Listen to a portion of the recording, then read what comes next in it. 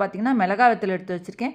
இதில் வந்து துவரம்பருப்பு இது எடுத்து வச்சுருக்கேன். இது வந்து கடலைப்பருப்பு எடுத்து வச்சுருக்கேன். இது வந்து உங்களுக்கு சாம்பார் பொடி, இது மஞ்சள் பொடி, இது வந்து பெருங்காயம், இது வந்து 2 வெங்காயம் கட் பண்ணி எடுத்து வச்சுருக்கேன். இது வந்து புளி தண்ணி வச்சுருக்கேன். இதில் வந்து உப்பு எடுத்து வச்சுருக்கேன். இப்போ ஒரு பேனில் வந்து கொஞ்சம் கூடுதலாகவே எண்ணெய் சேர்த்துக்கோங்க. வத்த குழம்புக்கு எப்போவுமே ஒரு கூடுதலாக எண்ணெய் சேர்க்கணும். இப்போ அதில் கடுகு சேர்த்துருங்க. சேர்த்துட்டு வெந்தயம் சேர்த்துருங்க. அடுப்பை மீடியம் சைஸ்லேயே வச்சுட்டு இது பண்ணுங்கள். இப்போ அதை கடுகு வெந்தயம் சேர்த்துட்டு மிளகாய் வத்தல் பார்த்திங்கன்னா 3 மிளகாய் வத்தல் நான் சேர்த்துருக்கேன்.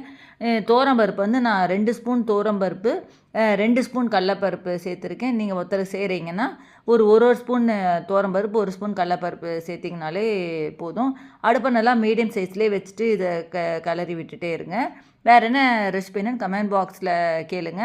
நான் வந்து மிளகாய் வத்தல் எப்போவுமே கொஞ்சம் கூடுதலாக சேர்க்கணும் வத்த குழம்புக்கு. பொடி வந்து சாம்பார் பொடி கம்மியாக தான் சேர்க்கணும். இப்போ இதில் பெருங்காயம் சேர்த்துருங்க. சேர்த்துட்டு இதில் வெங்காயம் சேர்த்துருங்க.